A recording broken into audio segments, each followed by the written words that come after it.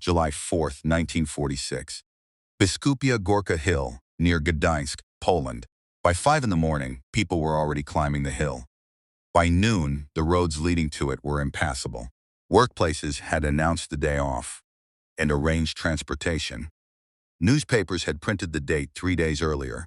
What was coming had been publicly scheduled, publicly announced, and publicly anticipated by an entire nation that had spent 6 years living inside one of the worst occupations in European history. By the time the 11 trucks arrived at 5 in the afternoon, each one carrying a convicted Nazi war criminal standing on its flatbed, hands and legs bound, 200,000 people were watching from the hillside. Among the 11 condemned was a 24-year-old woman named Jenny-Wanda Barkmann. She had celebrated her birthday the day before. She had been a guard at Stutthof concentration camp. She had beaten women and children to death with her bare hands and a whip. She had selected mothers and their children for the gas chamber. She had held roll calls in winter cold, deliberately designed to freeze prisoners to death. And then she had gone inside to warm herself. At her trial, when survivors described what she had done, she sat in the courtroom wearing stylish clothes and a different hairstyle every day, flirting with the prison guards, giggling with her co-defendants during testimony.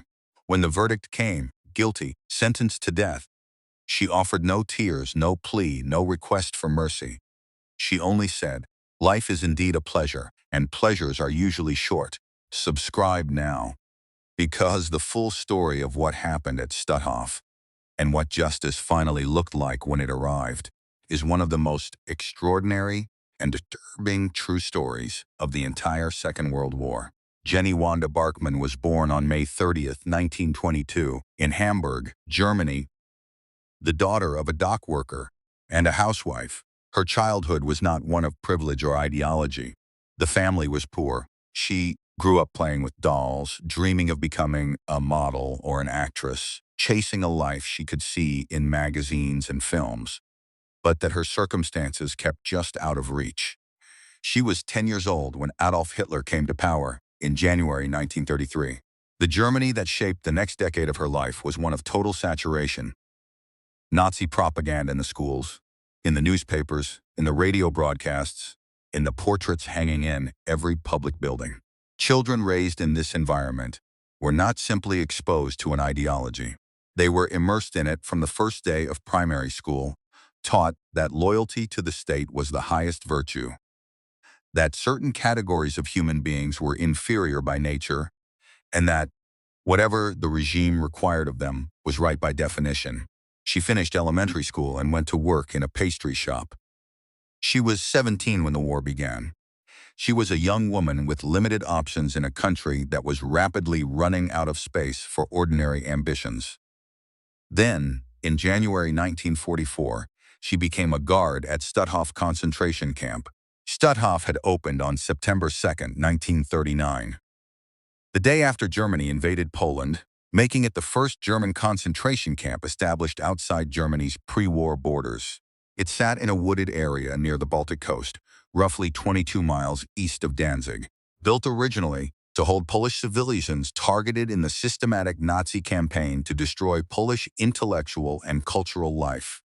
Clergy, academics, politicians, community leaders, anyone whose continued existence represented a threat to the German plan to reduce Poland to a source of permanent slave labor. Over the years that followed, Stutthof grew. 30 new barracks were added in 1943, surrounded by electrified fencing. A crematorium was built. A gas chamber was installed in 1943, with a maximum capacity of 150 people per execution. A number that reveals something about the scale of what was being planned before the planning was officially announced. In June 1944, Stutthof was formally incorporated into the final solution. Gassing with Zyklon B began. Jewish women and children from across occupied Poland began arriving in transport after transport. 4,000 people were killed in the gas chamber before the eventual evacuation of the camp. Camp doctors administered lethal phenol injections to prisoners judged too sick or injured to work. Typhus epidemics swept through the overcrowded barracks in waves. In the winter of 1944, the death toll reached 9% of the total prisoner population in a single month. In total, more than 60,000 people died at Stutthof and its 105 subcamps. Jenny-Wanda Barkmann arrived in January 1944 and served as a guard until the camp's evacuation in January 1945. The SS captain who ran the 10-day supervisor training course that Barkmann attended told his trainees something directly and without ambiguity. Don't feel sorry for the prisoners. They are Slavs. That instruction, delivered to young women before they ever set foot inside the camp, was not the beginning of the ideology they brought with them. It was the final permission slip. It told them that whatever they had been conditioned to believe about racial hierarchy was now operationally applicable, that they were authorized to act on it, that the institution surrounding them would not only permit but reward the removal of ordinary human feeling toward the people in their care. Barkmann acted on it without apparent hesitation. Prisoners at Stutthof gave her two names, the beautiful Spectre, because she was physically attractive in a way that made the violence she dispensed feel surreal, as if beauty and cruelty could not possibly occupy the same person. And Mad Jenny, a name that captured something else, the quality of randomness and unpredictability that made her particularly terrifying to live under. She beat prisoners with her bare hands. She beat them with a whip. She beat them with sticks and thongs. Former prisoner Maria Senberg testified that she witnessed Barkmann beating female prisoners while they were bathing. Another survivor, a woman named Sawicka, testified to an exchange that has stayed in the historical record because of what it reveals about the texture of daily life under her supervision. She had asked Barkmann, who was off duty at the time, whether she could pick up a potato lying on the floor of a barn. Barkmann struck her in the face with her hand and then beat her over the head with a stick. Sawicka's friend, a woman named Juta, tried to take potatoes from a basement nearby. Barkmann beat her into unconsciousness. Juta died the following day. There were, Sawicka testified, hundreds of incidents like this. Children were not exempt. Barkmann participated in selections in which mothers and their children were identified and sent to the gas chamber. She selected them herself. She sent them herself. The children at Stutthof were not incidental victims of a system she was part of. They were specific targets of her specific attention.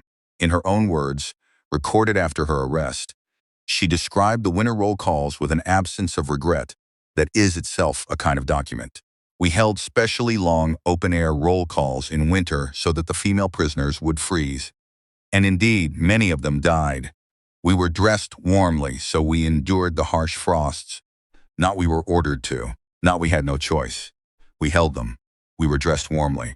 When the Soviet army began its advance through occupied Poland in early 1945, the SS began evacuating the camp system in a final chaotic wave of killing that extended even to the evacuation itself. Approximately 50,000 prisoners were in the Stutthof system when the evacuation began. Roughly 5,000 were marched to the Baltic coast and machine-gunned into the water. The rest were driven westward through brutal winter conditions, thousands dying along the road. When Soviet forces cut off the westward route, the survivors were marched back.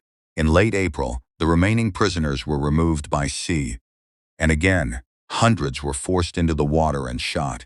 Of approximately 50,000 prisoners in the Stutthof system at the beginning of the evacuation, an estimated 25,000 died during the process. Barkmann fled in January 1945 and spent 4 months in hiding. She was arrested in May by Polish militia at the Danzig railway station, attempting to disappear into the chaos of a collapsing occupation.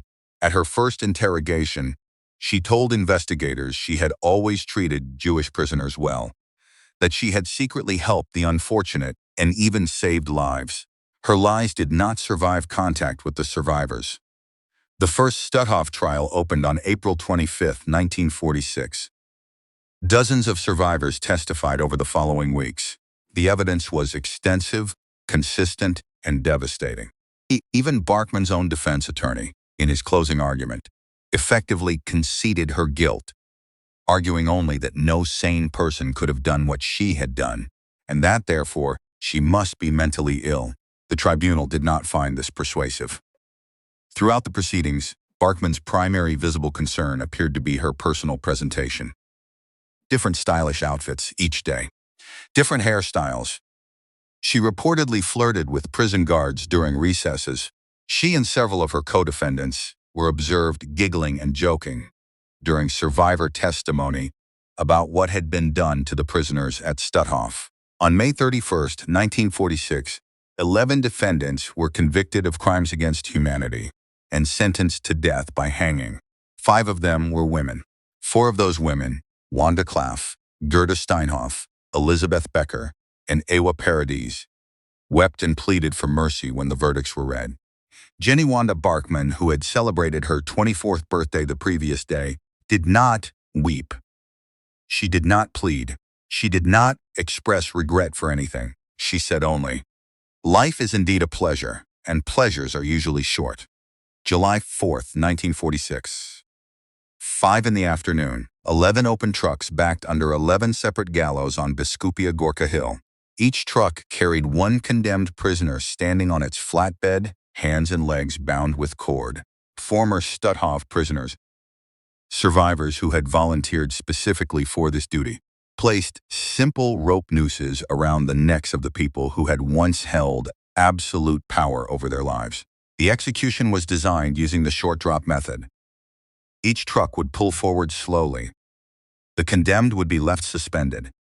The noose would not break the neck. What followed would be death by strangulation, taking between 10 and 20 minutes.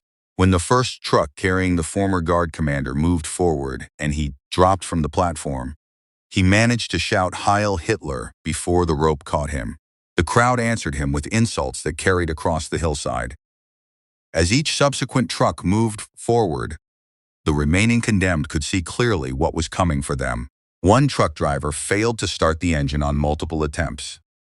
A former Stutthof prisoner stepped forward and pushed the convict off the platform himself. The crowd shouted, "For our husbands, for our children." 200,000 people watched all 11 of them die. When it was over, the security forces briefly allowed the crowd to approach the gallows. People tore buttons from the clothing of the dead. They cut pieces of fabric from the uniforms. Some kicked the bodies. Then the crowd was cleared and the bodies were removed. They were taken to the Medical University of Gdańsk, where they were used as subjects in anatomy instruction. There were no tears shed for Jenny-Wanda Barkmann, the women whose names she never bothered to learn, the women she beat at roll call in January cold, the women she selected for the gas chamber, the women whose children she sent to their deaths. Those women were remembered by the survivors who testified, in document after document, name after name, in a courtroom in 1946. The beautiful Spectre had believed she would be remembered for her looks. History remembered her for something else entirely. Thank you for watching. If this story stayed with you, if you felt the full weight of what happened at Stutthof and what justice finally looked like when it arrived, then you already know what this channel is built for. The subscribe button is right there. More stories like this one deserve to be heard.